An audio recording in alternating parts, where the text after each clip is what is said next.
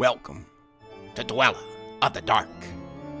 We are a channel honoring the yellowed and blackened bones of many prominent authors. We will be digging up several obscure, strange, and forgotten authors who influenced many of the great horror, science fiction, and fantasy writers today. More tales of the horrifying, obscure, strange, and forgotten are climbing out of the tombs. Subscribe, comment, like, donate, or I'll send Thaddeus Forge to steal your heathen soul. Unknown horror masters, send us ghoulish delights for the Skull and Bones collection. Your pound of writer's flesh will continue to feed our ghouls for now. Books, websites, podcasts, in the links below. Children of Horror, Legion of Ghouls. Tonight, we present For the Blood is the Life by Francis Marion Crawford. Published in 1911 for Uncanny Tales. We had dined at sunset on the broad roof of the old tower because it was cooler there during the great heat of summer. Besides, the little kitchen was built at one corner of the great square platform, which made it more convenient than if the dishes had to be carried down the steep stone steps, broken in places and everywhere worn with age. The tower was one of those built all down the west coast of Calabria by the Emperor Charles V early in the 16th century to keep off the Barbary pirates when the unbelievers were allied with Francis I against the emperor and the church. They have gone to ruin. A few still stand intact, and mine is one of the largest. How it came into my possession 10 years ago, and why I spend a part of it each year in it are matters which do not concern this tale. The tower stands in one of the loneliest spots in southern Italy, at the extremity of a curving rocky promontory, which forms a small but safe natural harbor at the southern extremity of the Gulf of Policastro, and just north of Cape Scalea, the birthplace of Judas Iscariot, according to the old local legend. The tower stands alone on this hooked spur of the rock, and there is not a house to be seen within 3 miles of it. When I go there, I take a couple of sailors, one of whom is a fair cook, and when I am away, it is in charge of a gnome-like little being who was once a miner and who attached himself to me long ago. My friend, who sometimes visits me in my summer solitude, is an artist by profession, a Scandinavian by birth, and a cosmopolitan by force of circumstances. We had dined at sunset.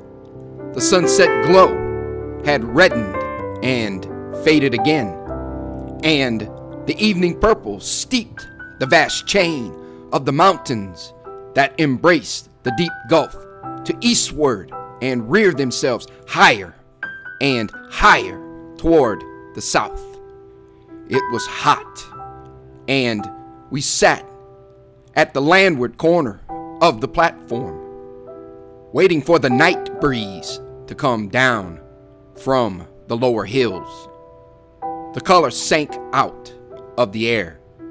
There was a little interval of deep gray twilight, and a lamp sent a yellow streak from the open door of the kitchen, where the men were getting their supper. Then the moon rose suddenly above the crest of the promontory, flooding the platform and lighting up every little spur of rock and knoll of grass below us, down to the edge of the motionless water. My friend lighted his pipe and sat looking at a spot on the hillside. I knew that he was looking at it, and for a long time past, I had wondered whether he would ever see anything there that would fix his attention. I knew that spot well. It was clear that he was interested at last, though it was a long time before he spoke.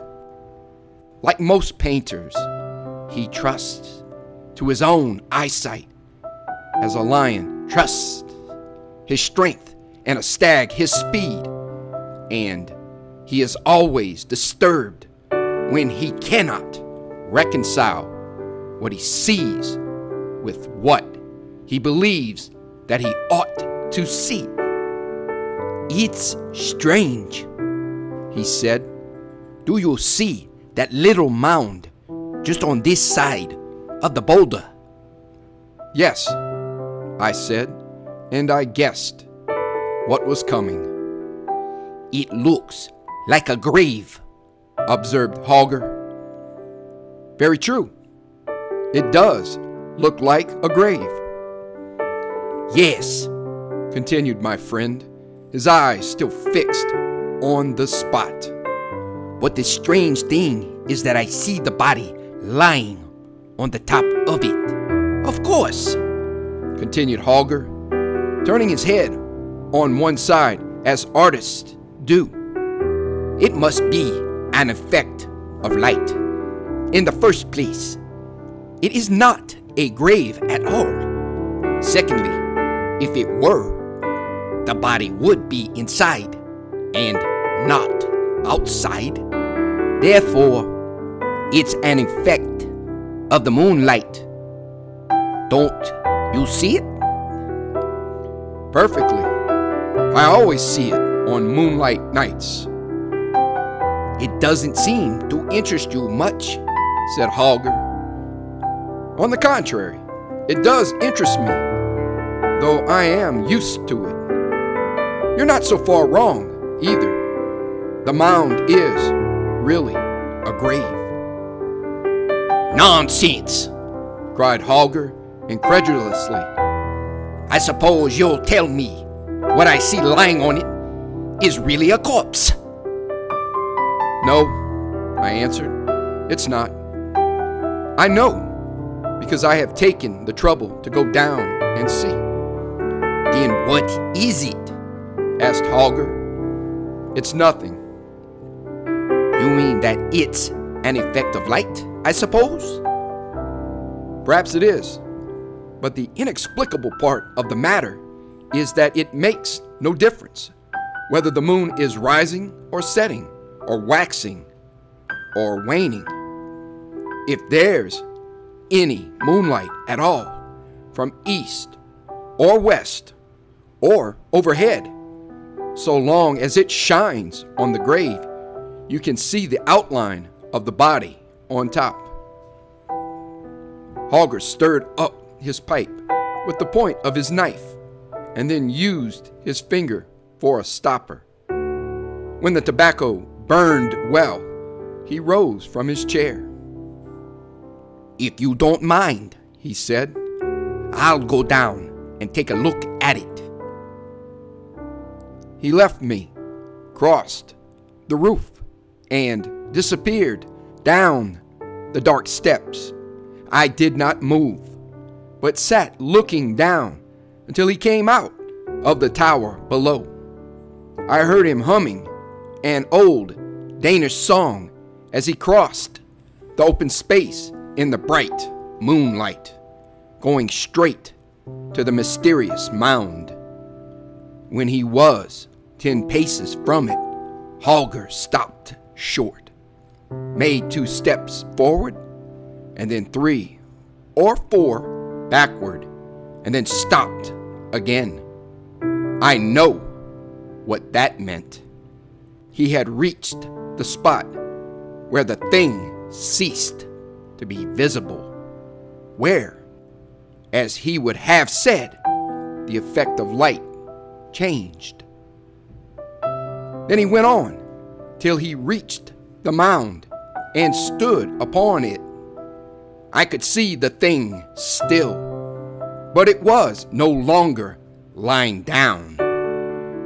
It was on its knees now, winding its white arms round Holger's body and looking up into his face. A cool breeze stirred my hair at that moment as the night wind began to come down from the hills, but it felt like a breath from another world. The thing seemed to be trying to climb to its feet, helping itself up by Holger's body while he stood upright, quite unconscious of it, and apparently looking toward the tower, which is very picturesque when the moonlight falls upon it on that side. "Come along," I shouted. "Don't stay there all night." It seemed to me that he moved reluctantly as he stepped from the mound, or else with difficulty. That was it. The thing's arms were still round his waist, but its feet could not leave the grave. As he came slowly forward, it was drawn and lengthened like a wreath of mist, thin and white, till I saw distinctly that Holger shook himself as a man does who feels a chill. At the same instant, a little wail of pain came to me on the breeze. It might have been the cry of the small owl that lives among the rocks, and the misty presence floated swiftly back from Holger's advancing figure and lay once more at its length upon the mound. Again, I felt the cool breeze in my hair, and this time an icy thrill of dread ran down my spine. I remembered very well that I had once gone down there alone in the moonlight, that presently, being near, I had seen nothing, that, like Holger, I had gone and had stood upon the mound, and I remembered how, when I came back, sure that there was nothing there, I had felt the sudden conviction that there was something after all, if I would only look behind me. I remembered the strong temptation to look back, a temptation I had resisted as unworthy of a man of sense, until, to get rid of it, I had shaken myself just as Holger did. And now I knew that those white, misty arms had been round me too. I knew it in a flash, and I shuddered as I remembered that I had heard the night owl then too. But it had not been the night owl. It was the cry of the thing. I refilled my pipe and poured out a cup of strong southern wine. In less than a minute, Holger was seated beside me again. "Of course, there's nothing there," he said, "but it's creepy, all the same. Do you know, when I was coming back, I was so sure that there was something behind me that I wanted to turn round and look. It was an effort not to. He laughed a little, knocked the ashes out of his pipe, and poured himself out some wine. For a while, neither of us spoke, and the moon rose higher, and we both looked at the thing that lay on the mound. "You might make a story about that," said Holger after a long time. "There is one," I answered. "If you're not sleepy, I'll tell it to you." "Go ahead," said Holger, who likes stories. Old Ilario was dying up there in the village behind the hill. You remember him, I have no doubt. They say that he made his money by selling sham jewelry in South America and escaped with his gains when he was found out. Like all those fellows, if they bring anything back with them, he at once set to work to enlarge his house. And as there are no masons here, he sent all the way to Paola for 2 workmen.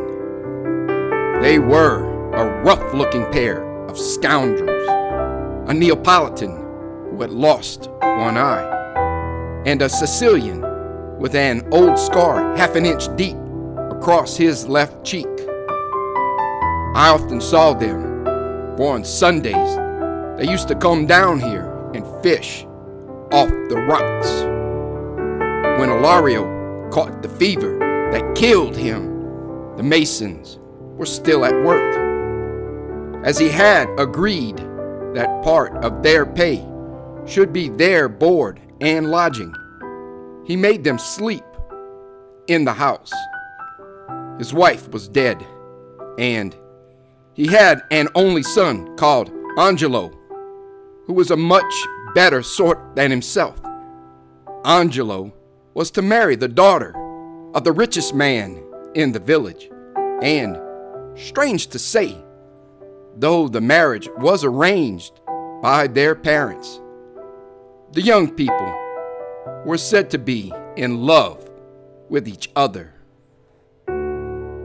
For that matter, the whole village was in love with Angelo, and among the rest a wild, good-looking creature called Christina, who was more like a gypsy than any girl I ever saw about here. She had very red lips and very black eyes. She was built like a greyhound and had the tongue of the devil. But Angelo did not care a straw for her.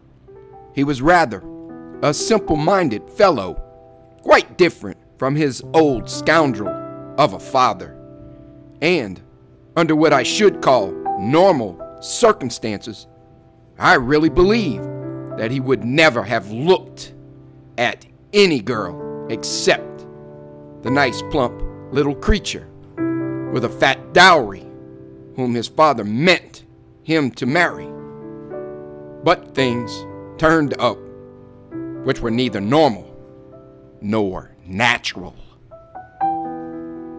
On the other hand, a very handsome young shepherd from the hills above Maratea was in love with Christina, who seems to have been quite indifferent to him. Christina had no regular means of subsistence, but she was a good girl and willing to do any work or go on errands to any distance for the sake of a loaf of bread or a mess of beans and permission to sleep under cover. She was especially glad when she could get something to do about the house of Angelo's father. There is no doctor in the village, and when the neighbors saw that old Ilario was dying, they sent Christina to Scalea to fetch one. That was late in the afternoon, and if they had waited so long, it was because the dying miser refused to allow any such extravagance while he was able to speak. But while Christina was gone, matters grew rapidly worse. The priest was brought to the bedside, and when he had done what he could, he gave it as his opinion to the bystanders that the old man was dead, and left the house. You know these people. They have a physical horror of death. Until the priest spoke, the room had been full of people. The words were hardly out of his mouth before it was empty. It was night now. They hurried down the dark steps and out into the street. Angelo, as I have said, was away. Christina had not come back. The simple woman servant who had nursed the sick man fled with the rest, and the body was left alone in the flickering light of the earthen oil lamp. 5 minutes later, 2 men looked in cautiously and crept forward toward the bed. They were the one-eyed Neapolitan, Mason, and his Sicilian companion. They knew what they wanted.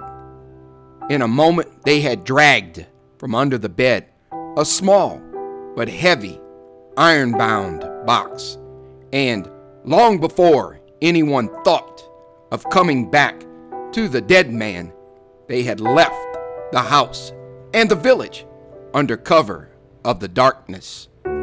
It was easy enough, for Ilario's house is the last toward the gorge which leads down here, and the thieves merely went out by the back door, got over the stone wall, and had nothing to risk after that except the possibility of meeting some belated countryman, which was very small indeed, since few of the people used that path. They had a mattock and shovel, and they made their way here without accident. I am telling you this story as it must have happened, for, of course, there were no witnesses to this part of it. The men brought the box down by the gorge, intending to bury it until they should be able to come back and take it away in a boat. They must have been clever enough to guess that some of the money would be in paper notes, for they would otherwise have buried it on the beach in the wet sand, where it would have been much safer. But the paper would have rotted if they had been obliged to leave it there long. So they dug their hole down there, close to that boulder. Yes, just where the mound is now. Christina did not find the doctor in Scalea, for he had been sent far from a place up the valley, halfway to San Domenico. If she had found him, he would have come on his mule by the upper road, which is smoother but much longer. But Christina took the shortcut by the rocks, which passes about 50 feet above the mound and goes round that corner. The men were digging when she passed, and she heard them at work. It would not have been like her to go by without finding out what the noise was, for she was never afraid of anything in her life. And besides, the fishermen sometimes come ashore here at night to get a stone for an anchor or to gather sticks to make a little fire. The night was dark, and Christina probably came close to the two men before she could see what they were doing. She knew them, of course, and they knew her and understood instantly that they were in her power. There was only one thing to be done for their safety, and they did it. They knocked her on the head. They dug the hole deep, and they buried her quickly with the iron-bound chest. They must have understood that their only chance of escaping suspicion lay in getting back to the village before their absence was noticed, for they returned immediately and were found half an hour later gossiping quietly with the man who was making Ilario's coffin. He was a crony of theirs and had been working at the repairs in the old man's house.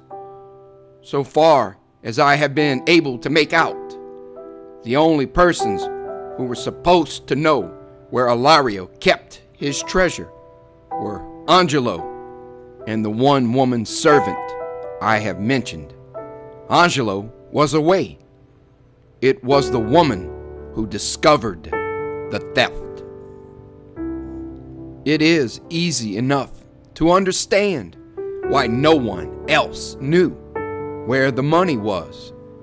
The old man kept his door locked and the key in his pocket when he was out, and did not let the woman enter to clean the place unless he was there himself. The whole village knew that he had money somewhere, however, and the masons had probably discovered the whereabouts of the chest by climbing in at the window in his absence. If the old man had not been delirious until he lost consciousness, he would have been in frightful agony of mind for his riches. The faithful woman servant forgot their existence only for a few moments when she fled with the rest, overcome by the horror of death. 20 minutes had not passed before she returned with the two hideous old hags who are always called in to prepare the dead for burial. Even then, she had not at first the courage to go near the bed with them, but she made a pretense of dropping something, went down on her knees as if to find it, and looked under the bedstead. The walls of the room were newly whitewashed down to the floor, and she saw at a glance that the chest was gone. It had been there in the afternoon. It had therefore been stolen in the short interval since she had left the room. There are no carabiners stationed in the village. There is not so much as a municipal watchman, for there is no municipality. There never was such a place, I believe. Scalea is supposed to look after it in some mysterious way, and it takes a couple of hours to get anybody from there, as the old woman had lived in the village all her life.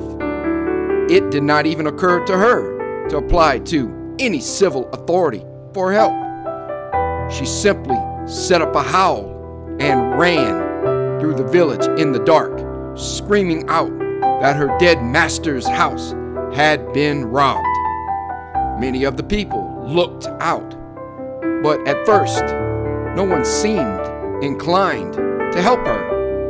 Most of them, judging her by themselves, whispered to each other that she had probably stolen the money herself. The first man to move was the father of the girl whom Angelo was to marry. Having collected his household, all of whom felt a personal interest in the wealth which was to have come into the family, he declared it to be his opinion that the chest had been stolen by the two journeymen masons who lodged in the house. He headed a search for them, which naturally began in Ilario's house and ended in the carpenter's workshop, where the thieves were found discussing a measure of wine with the carpenter over the half-finished coffin by the light of one earthen lamp filled with oil and tallow. The search party at once accused the delinquents of the crime and threatened to lock them up in the cellar till the carabiners could be fetched from Scalea. The two men looked at each other for one moment, and then without the slightest hesitation, they put out the single light, seized the unfinished coffin between them, and, using it as a sort of battering ram, dashed upon their assailants in the dark. In a few moments, they were beyond pursuit. That is the end of the first part of the story. The treasure had disappeared, and as no trace of it could be found, the people naturally supposed that the thieves had succeeded in carrying it off. The old man was buried, and when Angelo came back at last, he had to borrow money to pay for the miserable funeral and had some difficulty in doing so. He hardly needed to be told that in losing his inheritance, he had lost his bride. In this part of the world, marriages are made on strictly business principles, and if the promised cash is not forthcoming on the appointed day, the bride or the bridegroom whose parents have failed to produce it may as well take themselves off, for there will be no wedding. Poor Angelo knew that well enough. His father had been possessed of hardly any land, and now that the hard cash which he had brought from South America was gone, there was nothing left but debts for the building materials that were to have been used for enlarging and improving the old house. Angelo was beggared, and the nice plump little creature who was to have been his turned up her nose at him in the most approved fashion. As for Christina, it was several days before she was missed, for no one remembered that she had been sent to Scalea for the doctor, who had never come. She often disappeared in the same way for days together, when she could find a little work here and there at the distant farms among the hills. But when she did not come back at all, people began to wonder, and at last made up their minds that she had connived with the Masons and had escaped with them. I paused and emptied my glass. That sort of thing could not happen anywhere else, observed Holger, filling his everlasting pipe again. It is wonderful what a natural charm there is about murder and sudden death in a romantic country like this.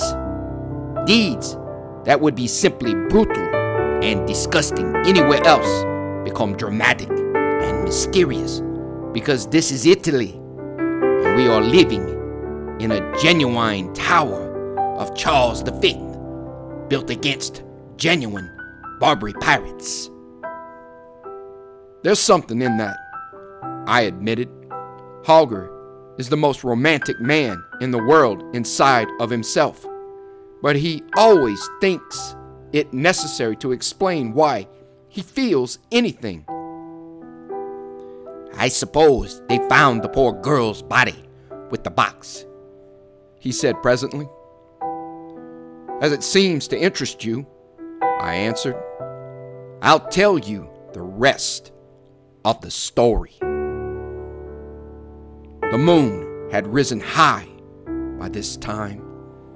The outline of the thing on the mound was clearer to our eyes than before.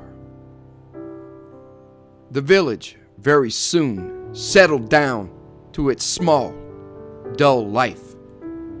No one missed old Ilario, who had been away so much on his voyages to South America that he had never been a familiar figure in his native place.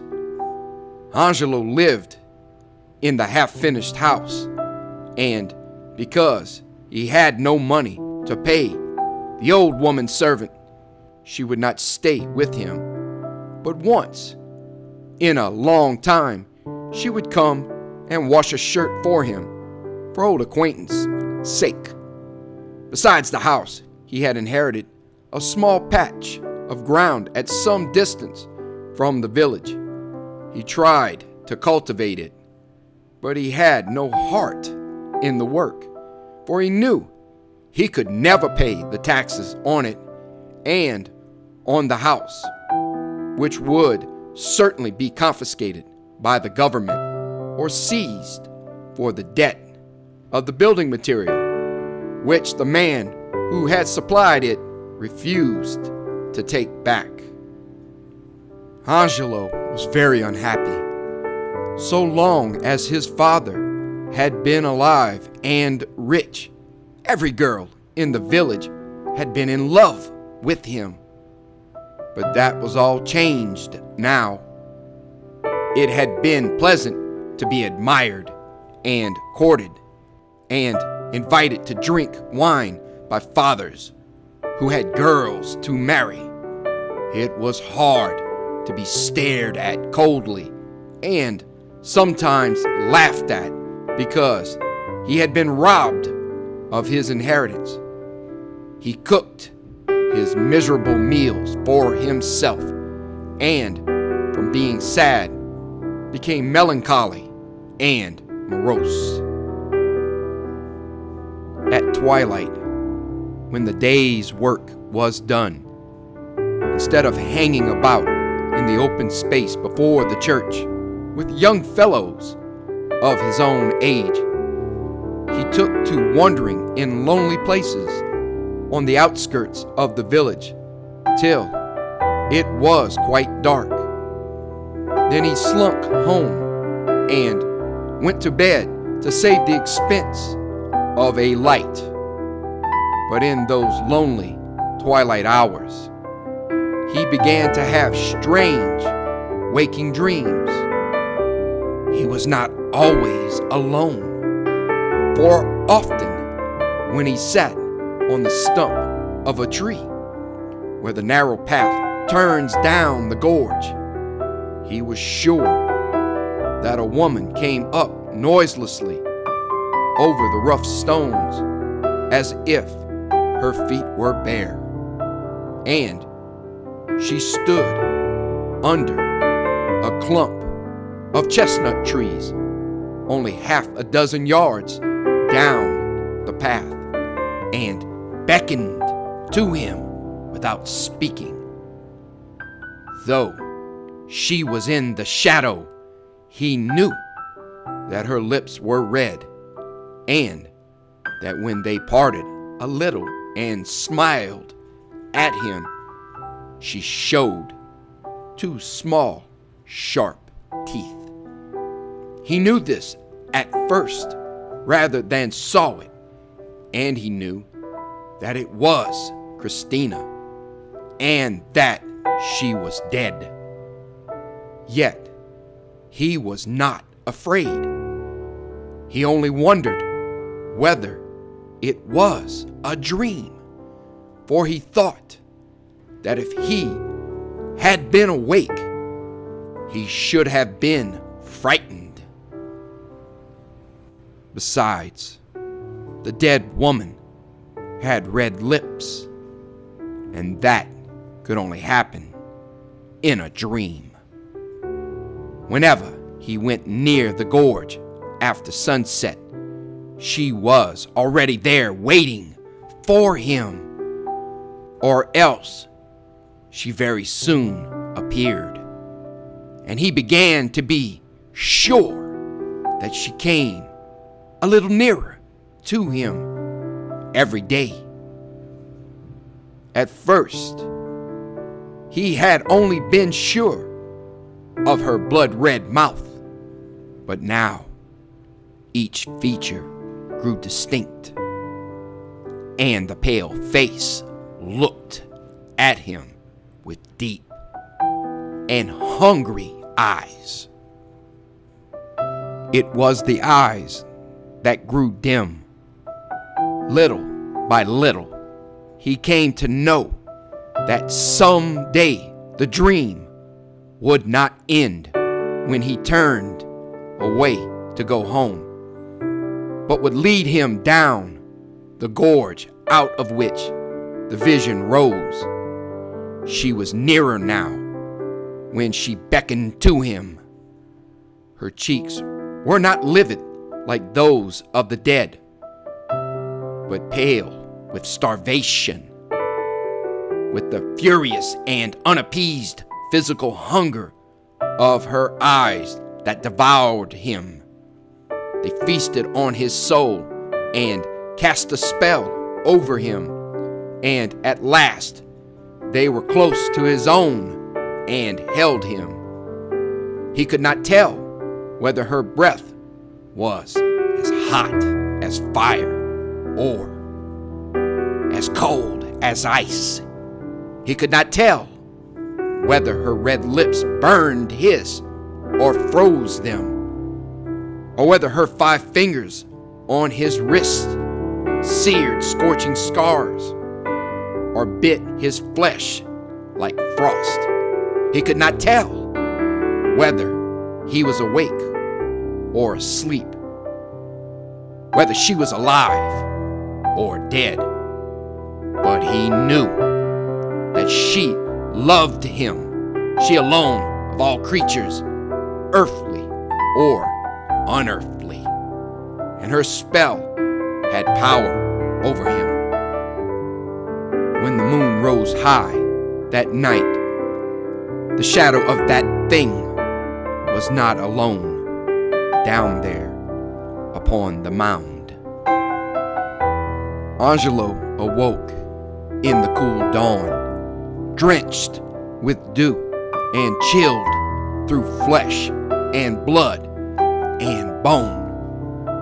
He opened his eyes to the faint gray light and saw the stars still shining overhead.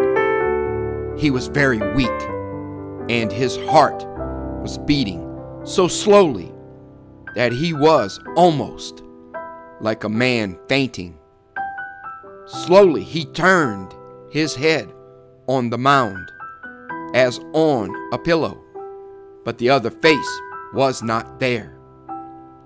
Fear seized him suddenly, a fear unspeakable and unknown. He sprang to his feet and fled up the gorge, and he never looked behind him until he reached the door of the house on the outskirts of the village. Drearily he went to his work that day, and wearily the hours dragged themselves after the sun, till at last he touched the sea and sank, and the great sharp hills above Meritea turned purple against the dove-colored eastern sky. Angelo shouldered his heavy hoe and left the field.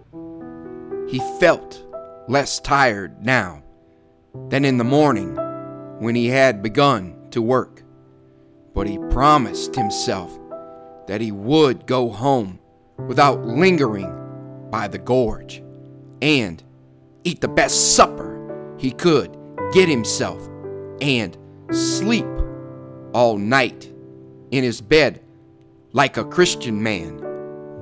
Not again would he be tempted down the narrow way by a shadow with red lips and icy breath. Not again would he dream that dream of terror and delight. He was near the village now. It was half an hour since the sun had set, and the cracked church bell sent little discordant echoes across the rocks and ravines to tell all good people that the day was done. Angelo stood still a moment where the path forked, where it led toward the village on the left and down to the gorge on the right, where a clump of chestnut trees overhung the narrow way. He stood still a minute, lifting his battered hat from his head and gazing at the fast fading sea westward, and his lips moved as he silently repeated the familiar evening prayer.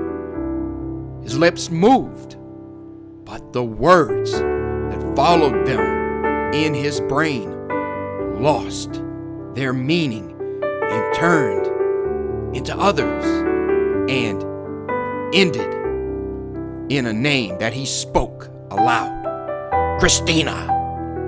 With the name, the tension of his will relaxed suddenly.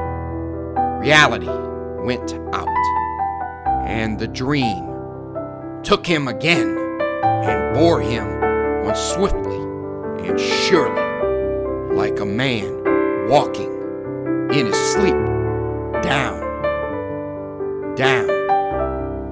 by the steep path in the gathering darkness. And as she glided beside him, Christina whispered strange, sweet things in his ear, which somehow, if he had been awake, he knew that he could not quite have understood. But now, they were the most wonderful words he had ever heard in his life. And she kissed him also, but not upon his mouth. He felt her sharp kisses upon his white throat, and he knew that her lips were red. So the wild dream sped on through twilight and darkness and moonrise and all the glory of the summer's night. But in the chilly dawn, he lay as one half dead upon the mound down there, recalling and not recalling, drained of his blood, yet strangely longing to give those red lips more. Then came the fear, the awful, nameless panic, the mortal horror that guards the confines of the world we see not, neither know of as we know of other things, but which we feel when its icy chill freezes our bones and stirs our hair with the touch of a ghostly hand. Once more, Angelo sprang from the mound and fled up the gorge in the breaking day, but his step was less sure this time, and he panted for breath as he ran. And when he came to the bright spring of water that rises halfway up the hillside, he dropped upon his knees and hands and plunged his whole face in and drank as he had never drunk before, for it was the thirst of the wounded man who has lain bleeding all night long upon the battlefield. She had him fast now, and he could not escape her, but would come to her every evening at dusk until she had drained him of his last drop of blood. It was in vain that when the day was done, he tried to take another turning and to go home by a path that did not lead near the gorge. It was in vain that he made promises to himself each morning at dawn when he climbed the lonely way up from the shore to the village. It was all in vain, for when the sun sank burning into the sea and the coolness of the evening stole out as from a hiding place to delight the weary world, his feet turned toward the old way, and she was waiting for him in the shadow under the chestnut trees. And then all happened as before, and she fell to kissing his white throat, even as she flitted lightly down the way, winding one arm about him. And as his blood failed, she grew more hungry and more thirsty every day. And every day when he awoke in the early dawn, it was harder to rouse himself to the effort of climbing the steep path to the village.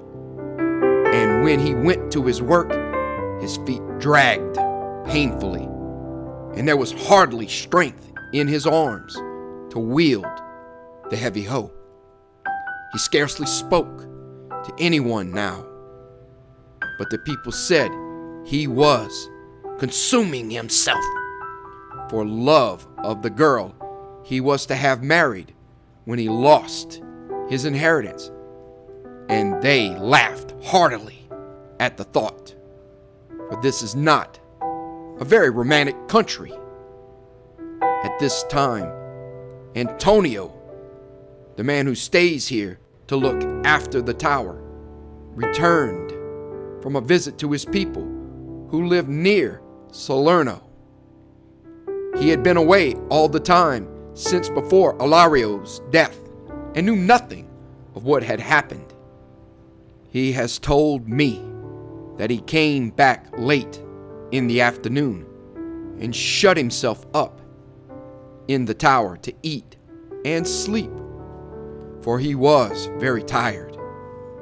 It was past midnight when he awoke, and when he looked out, the waning moon was rising over the shoulder of the hill. He looked out toward the mound, and he saw something, and he did not sleep again that night. When he went out again in the morning, it was broad daylight, and there was nothing to be seen on the mound but loose stones and driven sand. Yet he did not go very near it.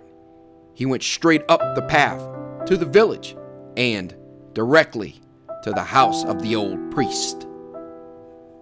"I have seen an evil thing this night," he said. "I have seen how the dead drink the blood of the living, and the blood is the life." "Tell me what you have seen," said the priest in reply. Antonio told him everything he had seen. "You must bring your book and your holy water tonight," he added. "I will be here before sunset to go down with you, and if it pleases you, Reverence, to sup with me while we wait, I will make ready." "I will come," the priest answered, "for I have read in old books of these strange beings, which are neither quick nor dead, and which lie ever fresh in their graves, stealing out in the dusk to taste life in blood." Antonio cannot read, but he was glad to see that the priest understood the business. For, of course, the books must have instructed him as to the best means of quieting the half-living thing forever. So Antonio went away to his work, which consists largely in sitting on the shady side of the tower when he is not perched upon a rock with a fishing line catching nothing. But on that day he went twice to look at the mound in the bright sunlight, and he searched round and round it for some hole through which the being might get in and out, but he found none.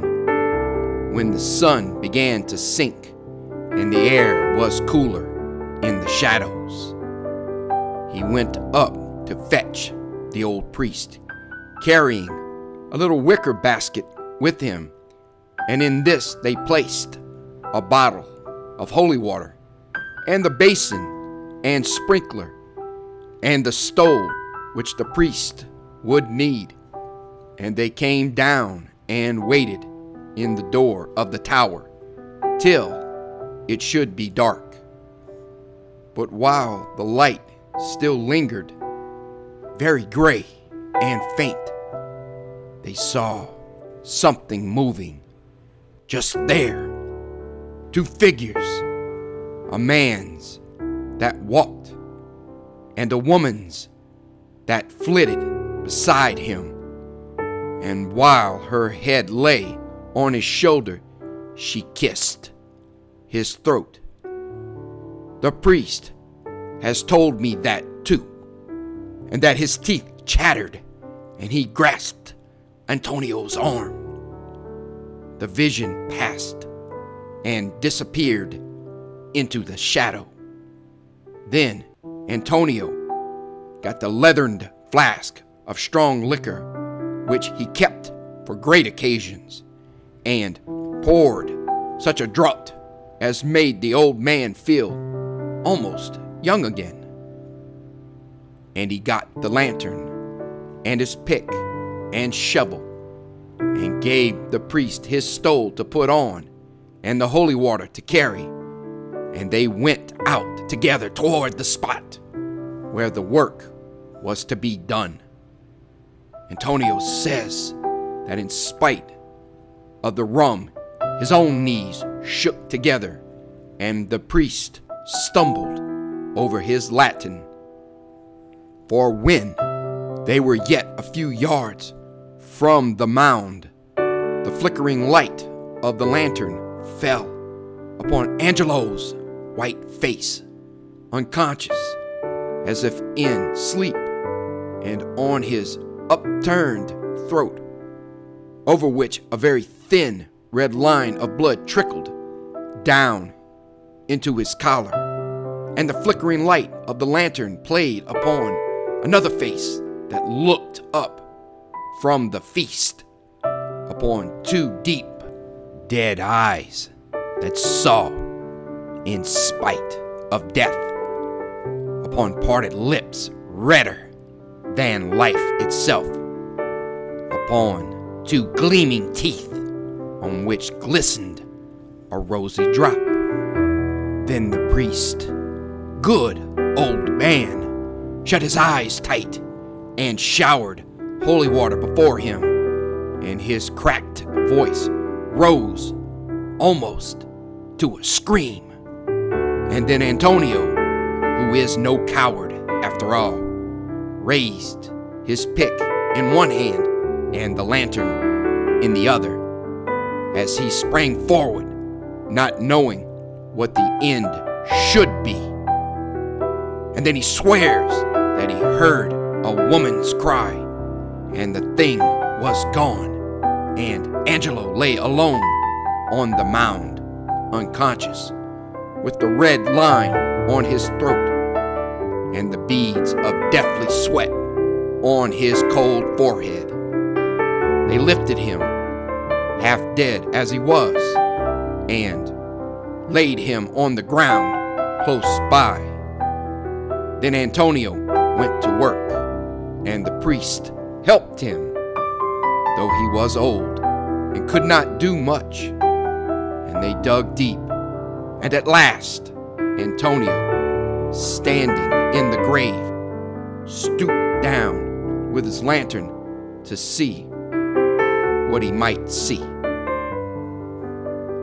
His hair used to be dark brown, with grizzled streaks about the temples, and less than a month from that day he was as gray as a badger.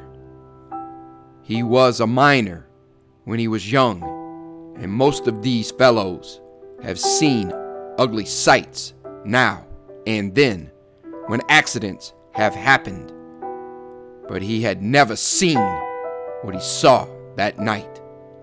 That thing which is neither alive nor dead.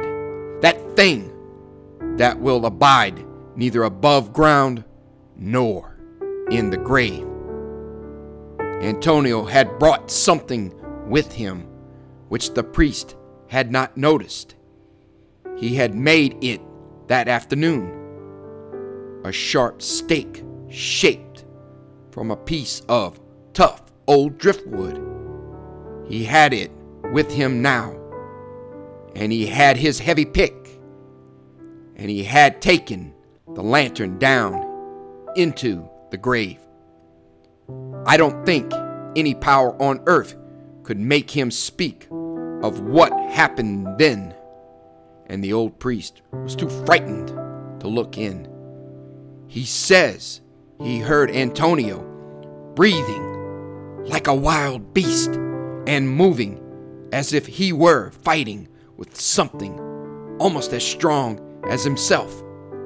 And he heard an evil sound also, with blows as of something violently driven through flesh and bone.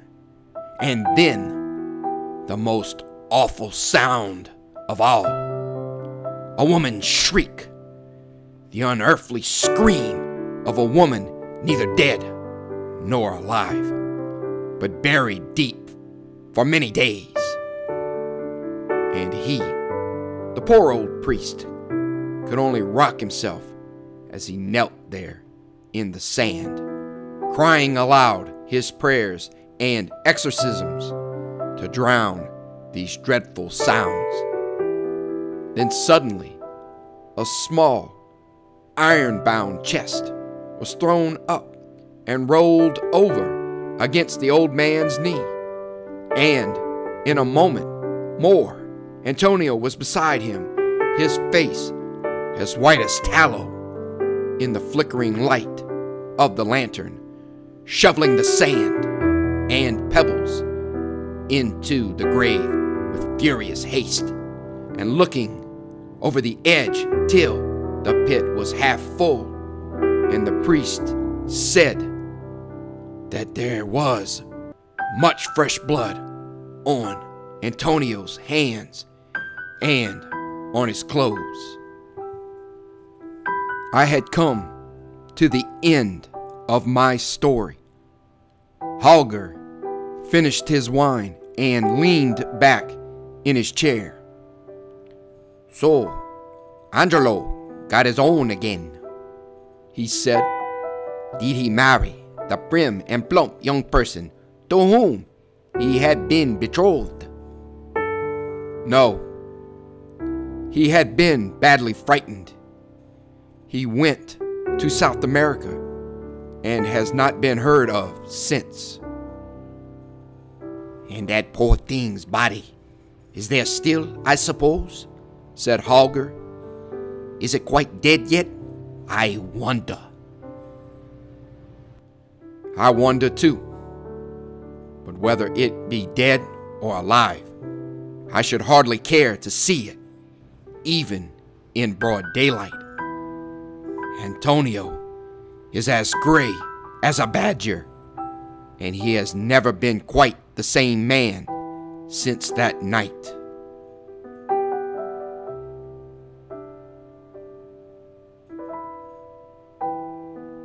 Thank you for listening. Have a great night.